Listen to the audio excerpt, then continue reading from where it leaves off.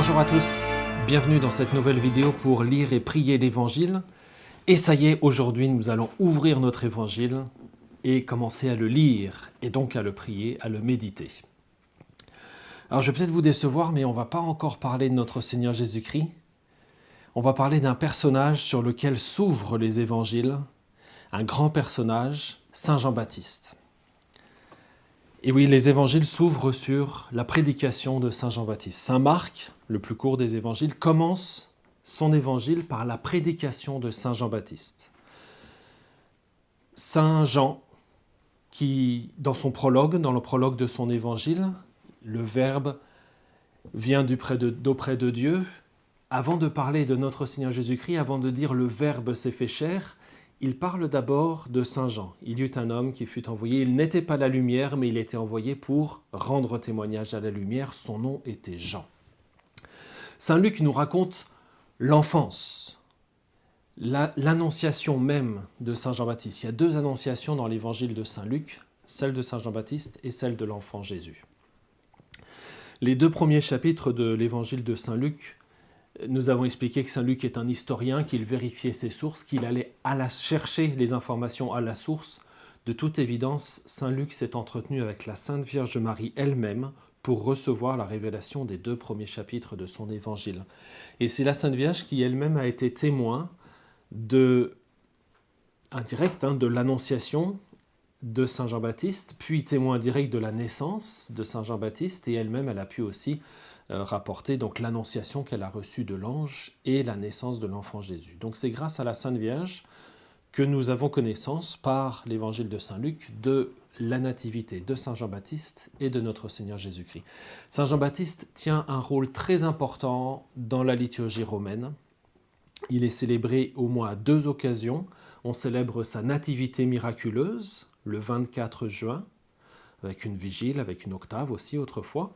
Et on célèbre aussi sa décollation, c'est-à-dire le jour où il a été assassiné sur l'ordre du roi du tétrarque Antipas. C'est le 29 août dans le calendrier. Dans les litanies des saints, on invoque la Sainte Vierge, Saint Jean-Baptiste, puis Saint Joseph. Voyez-vous. Alors comme nous sommes dans le temps de l'Avent, eh bien, c'est précisément ces trois saints qu'il faut invoquer pour nous préparer à la fête de Noël. La Sainte Vierge, bien évidemment, qui porte l'enfant Jésus en son sein et qui va lui donner naissance. Saint Jean-Baptiste et Saint Joseph, l'époux de la très sainte Vierge. Parlons de Saint Jean-Baptiste. Saint Luc nous rapporte l'annonciation de sa naissance par l'ange Gabriel. Ah oui, il faut signaler quelque chose pour les anges. Les saints anges. Les anges sont très présents dans la Sainte Écriture, et ça c'est un enseignement aussi pour nous, de nous rappeler à la dévotion envers les anges. Nos anges gardiens, chacun d'entre nous, nous avons un ange gardien. Le bon Dieu a prévu depuis toute éternité de confier notre âme à un ange, et cet ange-là ne sera le gardien d'aucun autre. Il est notre ange gardien personnel. Et les anges gardiens, même s'ils sont bien sûr beaucoup plus saints et beaucoup plus grands que nous, ça reste les anges les plus humbles, les plus petits dans la hiérarchie céleste. Il y a 9 cœurs célestes et Dieu a créé des multitudes, des myriades de myriades, comme s'exprime Saint Jean dans l'Apocalypse, des multitudes d'anges, tous plus parfaits les uns que les autres, jusqu'à parvenir au plus grand, au plus beau, Saint Michel, Saint Raphaël, Saint Gabriel, les trois dont nous connaissons les noms, qui sont des séraphins qui se tiennent auprès du trône de Dieu. Et c'est Saint Gabriel qui a été choisi pour annoncer le mystère de l'incarnation à la Sainte Vierge Marie, le jour de l'Annonciation, mais déjà auparavant à Zacharie, le jour de l'Annonciation de Saint Jean-Baptiste. Zacharie était un prêtre de la classe d'Abia. Nous avons parlé la dernière fois des classes sacerdotales, de leur fonction dans le temple. Il y a environ 20 000 prêtres à l'époque de la naissance de notre Seigneur Jésus-Christ qui, tour après tour, officient dans le sanctuaire de Jérusalem. Et il arrive que ce jour-là, c'est Zacharie qui vient officier dans le temple. Parmi les 50 prêtres de la classe qui officient cette semaine-là, ce jour-là, ce matin-là, nous sommes environ au mois de septembre, à proximité de la fête des tabernacles, c'est Zacharie qui est échu par le sort pour entrer dans le sanctuaire et offrir le sacrifice du matin, en l'occurrence le sacrifice des parfums. Il faut le noter parce que c'est quelque chose qui est assez rare, évidemment, dans la vie d'un prêtre, d'avoir ce privilège d'entrer dans le sanctuaire. Vu le nombre de prêtres, vu l'organisation, etc., c'est quelque chose qui arrive 2-3 fois dans la vie d'un prêtre de célébrer dans le sanctuaire. Évidemment, c'est providentiel que ça arrive ce jour-là, et c'est ce jour-là que Zacharie va rencontrer l'ange. Zacharie, on a parlé des prêtres et des sadducéens la dernière fois, Zacharie est un homme pieux. Il a été éprouvé par les malheurs de la vie. C'est un homme déjà avancé en âge et malheureusement, il n'a jamais eu d'enfant. Et ça, pour un juif, pieux comme il est, d'autant plus, c'est une souffrance. Parce qu'avoir un enfant, c'est avoir l'espoir d'être parmi les ancêtres du Messie. Et sa femme est déjà avancée en âge, il a perdu tout espoir. Et voilà que ce matin, où il officie dans le temple, on imagine qu'à la différence de certainement nombre d'autres prêtres, il s'avance dans le temple avec beaucoup de dévotion, il s'est préparé en gardant la chasteté, par des purifications, etc., pendant les jours précédents, par des jeûnes aussi. Il entre dans le temple, il va offrir le sacrifice des parfums, selon un rituel très bien établi qu'il connaît par cœur. Et voilà que dans le temple, il précède ses 2 assistants qui restent à la porte. Il entre, il s'avance près de l'encensoir, il y dépose l'encens, et là, à côté de la table, à droite de la table où il a déposé l'encens, un ange, l'ange Gabriel, lui apparaît.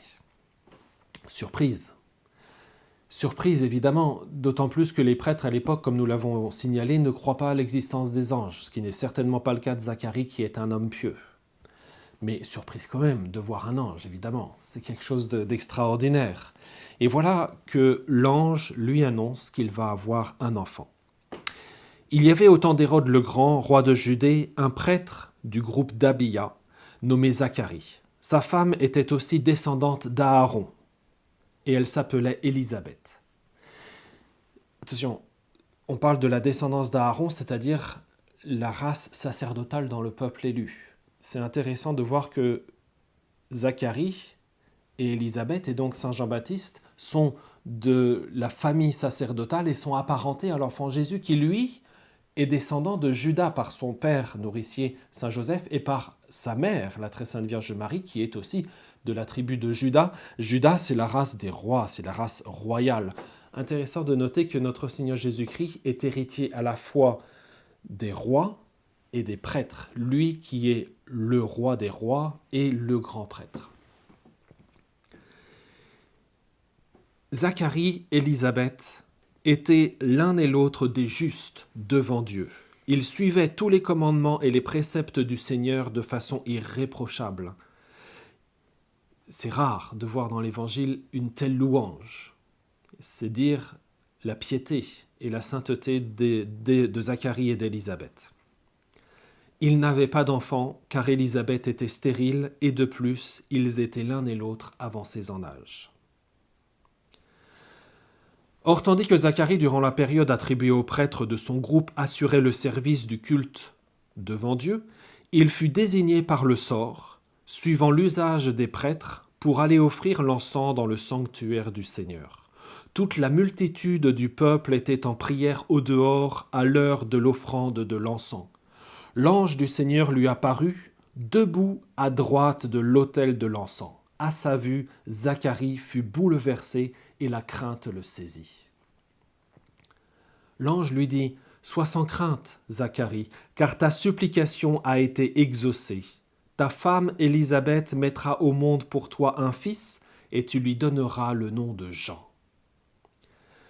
Tu seras dans la joie et l'allégresse, et beaucoup se réjouiront de sa naissance, car il sera grand devant le Seigneur.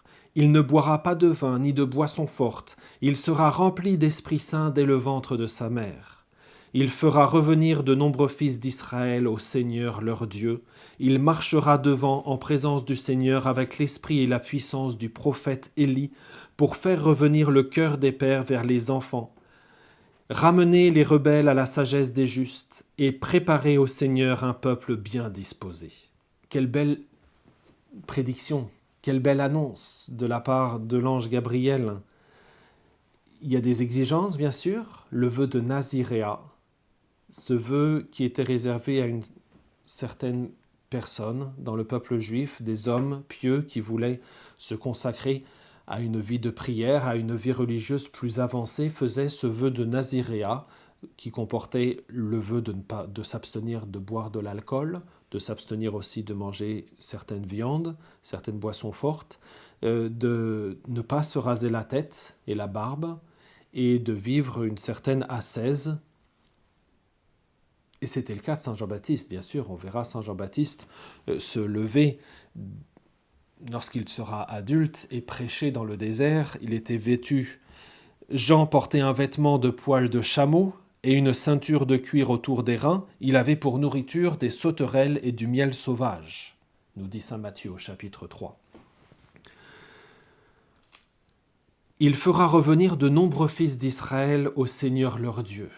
Et c'était toute la prédication de saint Jean-Baptiste. Quand saint Jean-Baptiste sera adulte, il ira dans le désert, il était admiré, c'est beau d'ailleurs de voir ce fils de prêtre qui, de droit par hérédité, certainement était prêtre lui-même, mais a choisi de ne pas pratiquer, pour ce qui nous est révélé en tout cas dans l'Évangile, de ne pas pratiquer les fonctions de son ordre sacerdotal, mais de se retirer dans le désert pour vivre une vie ascétique de prière. Et c'est ça qui fait l'édification. Dans ce peuple où, comme nous l'avons expliqué la dernière fois, les prêtres malheureusement donnaient bien souvent un mauvais exemple, saint Jean-Baptiste, par son ascèse, par sa discipline de vie, par sa retraite au désert, par sa prière, édifiait les gens, attirait les âmes vers lui. Et ils étaient nombreux à venir vers saint Jean-Baptiste au bord du Jourdain pour être baptisés par lui. En public, saint Jean-Baptiste avait une prédication très forte, très agressive même. On l'entend par exemple au chapitre 3 de saint Matthieu, voyant beaucoup de pharisiens et de sadducéens se présenter à son baptême, il leur dit « Engeance de vipères, qui vous a appris à fuir la colère à venir ? Produisez donc un digne fruit de la conversion. N'allez pas dire en vous-même, nous avons Abraham pour père, car je vous dis, des pierres que voici, Dieu peut faire surgir des enfants à Abraham. Déjà la cognée se trouve à la racine des arbres. Tout arbre qui ne produit pas de bons fruits va être coupé et jeté au feu. » Voilà les paroles très fortes que saint Jean-Baptiste enseignait en public. Moi, je vous baptise dans l'eau en vue de la conversion, mais celui qui vient derrière moi est plus fort que moi, et je ne suis pas digne de délier ses sandales. Lui vous pâtissera dans l'Esprit Saint et le feu. Il tient dans sa main la pelle à vanner. Il va nettoyer son aire et battre le blé. Il amassera son grain dans le grenier. Quant à la paille, il la brûlera au feu qui ne s'éteint pas. Quelle belle parabole pour exprimer le jugement que notre Seigneur Jésus-Christ exercera sur ceux qui le suivent dans son amour et ceux qui le rejettent. Voilà la prédication publique de saint Jean-Baptiste. Et pourtant, en privé, lorsque les gens viendront lui demander conseil, il sera doux comme un agneau. C'était le conseil de saint Pidis aux prêtres. Soyez des lions en chair et des agneaux au confessionnal. Et c'est exactement ce que fait saint Jean-Baptiste. Les foules lui demandaient « Que devons-nous donc faire ?» Et Jean leur répondait « Celui qui a 2 vêtements, qu'il partage avec celui qui n'en a pas. Celui qui a de quoi manger, qu'il fasse de même. » Des publicains, les douaniers et les péagers, vinrent aussi pour être baptisés, et ils lui dirent « Maître, que devons-nous faire ?» Il leur répondit « N'exigez rien de plus que ce qui vous est fixé. » Pas de corruption. Des soldats lui demandèrent à leur tour « Et nous, que devons-nous faire ?» Il leur répondit « Ne faites violence à personne. N'accusez personne à tort et contentez-vous de votre solde. » Voilà les conseils simples et doux que saint Jean-Baptiste donnait aux bonnes âmes qui venaient le consulter. Voilà ce qu'annonce l'ange à Zacharie, son père, le jour de cette annonciation dans le temple de Jérusalem. Et malheureusement, Zacharie se met à douter. Pourtant, il voit l'ange. Ce n'est pas une apparition banale, c'est quelque chose d'extraordinaire. L'ange se présente, il dit qu'il s'appelle Gabriel et qu'il est envoyé par Dieu, il lui promet d'avoir un enfant, et Zacharie dit à l'ange, « Comment vais-je savoir que cela arrivera ? Moi, en effet, je suis un vieillard et ma femme est avancée en âge. » L'ange lui répondit, « Je suis Gabriel, et je me tiens en présence de Dieu. » Voilà, il donne ses lettres de créance en quelque sorte. Il donne son nom et par qui il est envoyé, par Dieu lui-même. Ça devrait suffire pour certifier la vérité de ce qu'il dit. « J'ai été envoyé pour te parler et pour t'annoncer cette bonne nouvelle, mais voici que tu seras réduit au silence, et jusqu'au jour où cela se réalisera, tu ne pourras plus parler, parce que tu n'as pas cru à mes paroles. Celles-ci s'accompliront en leur temps. » Pendant ce temps, à l'extérieur, les gens qui étaient venus assister ou qui priaient pendant que le prêtre offrait le sacrifice dans le sanctuaire s'impatientaient. Et de fait, c'était des cérémonies qui étaient très réglées et un prêtre n'avait pas comme ça la liberté de s'attarder à sa fonction. Et donc on se pose des questions à l'extérieur du sanctuaire. Le peuple attendait Zacharie et s'étonnait qu'il s'attardât dans le sanctuaire. Et comme il sortait, il ne pouvait pas leur parler. Alors ils comprirent que dans le sanctuaire, il avait eu une vision. C'est drôle, intéressant de voir ce réflexe de la population qui comprend qu'il y a quelque chose de surnaturel qui s'est passé à l'intérieur du sanctuaire. Ce n'est pas vraiment le réflexe qu'on aurait eu nous, mais ça démontre la piété de ce bon peuple qui venait prier le matin au temple. Il leur faisait des signes et restait muet. Lorsqu'il eut achevé son temps de service liturgique, à la fin de la semaine, il repartit chez lui. Quelque temps plus tard, sa femme Élisabeth conçut un enfant. Pendant 5 mois, elle garda le secret. Elle se disait « Voilà ce que le Seigneur a fait pour moi en ces jours où il a posé son regard pour effacer ce qui était ma honte devant les hommes. » La méditation de sainte Élisabeth qui rend grâce à Dieu et qui garde le secret pour elle-même, qui n'en parle pas à personne. Le 6e mois après cet événement, donc vers le mois de mars, nous célébrons dans l'Église cet événement le 25 mars, a lieu l'Annonciation de la Très Sainte Vierge Marie. Le même ange, Gabriel, vient voir Marie à Nazareth pour lui annoncer qu'elle allait devenir la mère du Sauveur. Et comme signe, alors que Marie ne demande pas de signe, Marie ne met pas en doute la parole de l'ange, cependant l'ange, comme l'ange a donné un signe à Zacharie, il est devenu muet pour sa punition, l'ange donne un signe à la Très Sainte Vierge Marie, et ce signe, c'est le fait que sa cousine, Élisabeth, dans son âge avancé, a aussi conçu un fils. Nous aurons l'occasion dans une prochaine vidéo de revenir sur cette annonce à la Sainte Vierge Marie. Voyons la rencontre de Marie et d'Élisabeth à la suite de l'Annonciation. Ce n'était pas une obligation que l'ange lui avait donnée, mais on voit Marie dans sa générosité. Marie est une jeune femme de 12-15 ans, vraiment très jeune. Elle a été choisie par Dieu pour devenir la mère du Messie. Elle est fiancée à un homme qui s'appelle Joseph. Nous verrons aussi dans une vidéo ultérieure le mariage de Marie et Joseph, ce qu'il faut entendre aussi par les fiançailles et le mariage et les noces.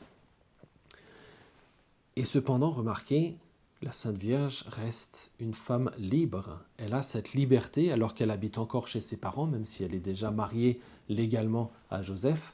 Elle a la liberté de quitter le foyer paternel et de voyager pendant un temps notable. Il faut quand même 3-4 jours pour descendre depuis Nazareth jusqu'à Aïn Karine, le village où habitent Zacharie et Élisabeth, à une dizaine de kilomètres à l'est de Jérusalem. Il faut plusieurs jours. La Sainte Vierge Marie, bien sûr, une jeune femme juive, ne voyage pas seule, elle voyage en caravane.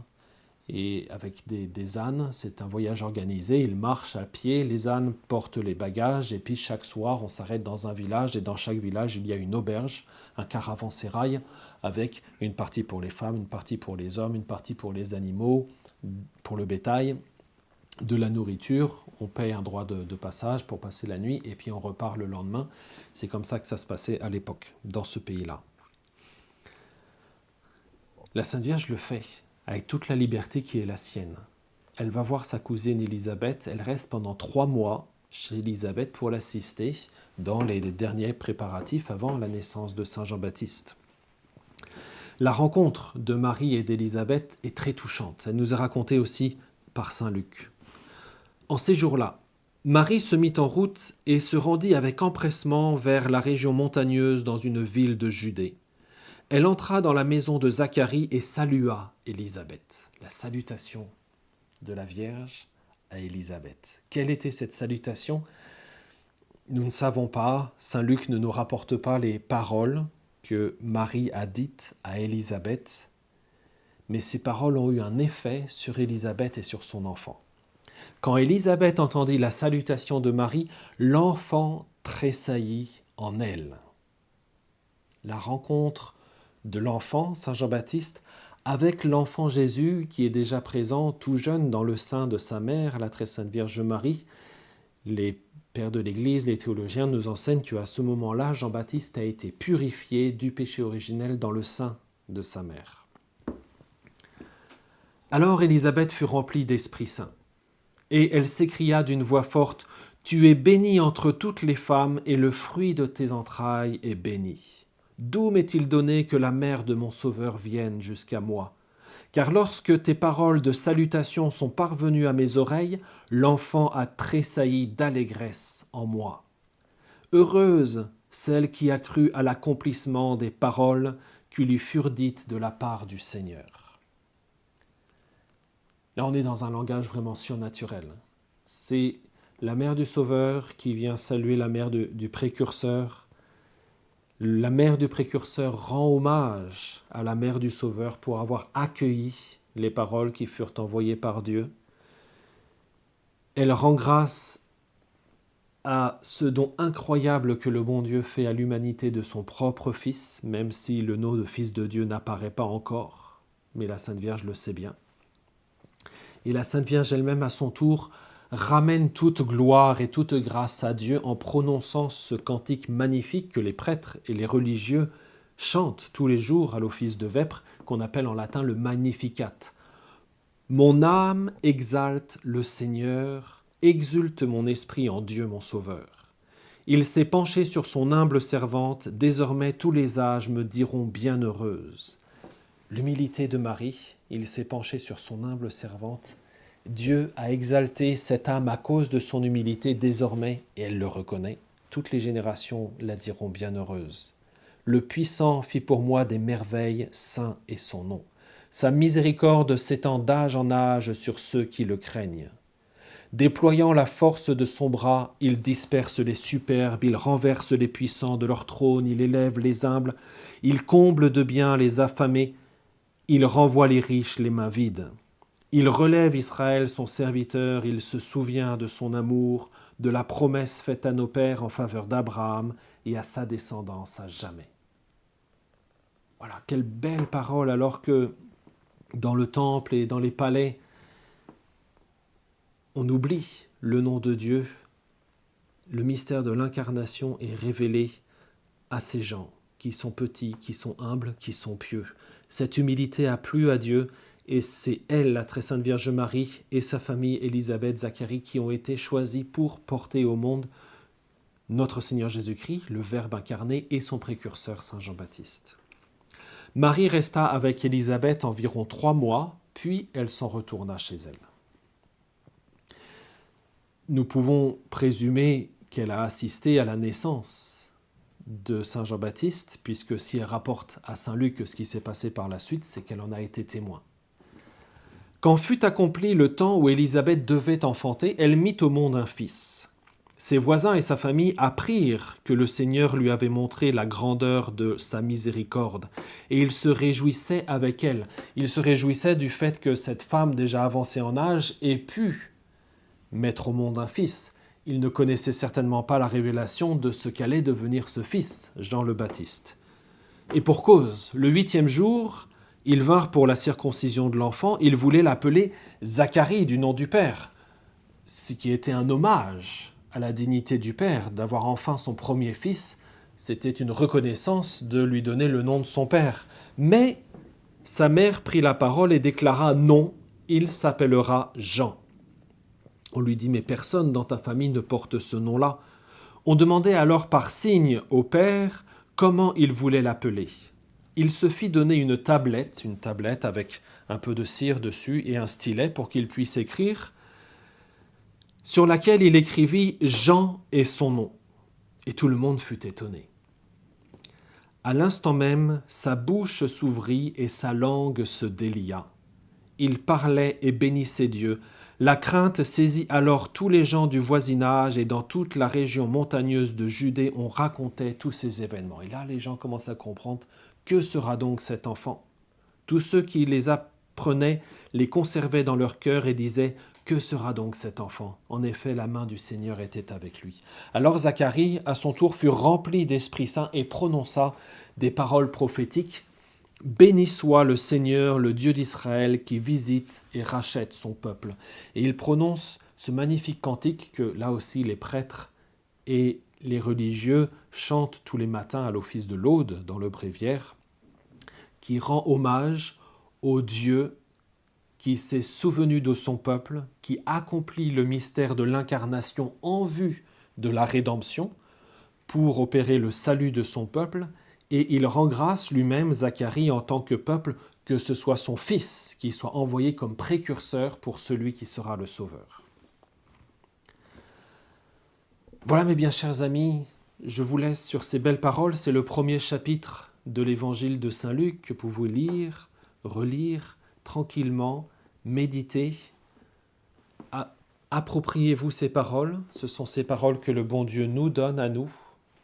Qu'est-ce que ces paroles veulent dire? Nous venons de l'expliquer avec quelques mots simples. Maintenant, qu'est-ce que le bon Dieu veut nous dire lorsque nous lisons ces paroles?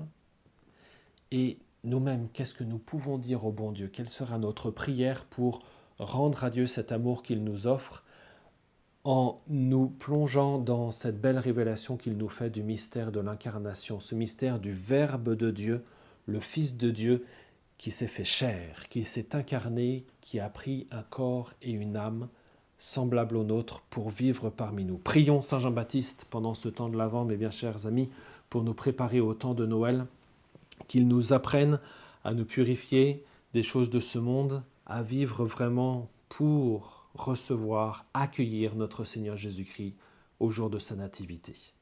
Merci beaucoup, à très bientôt.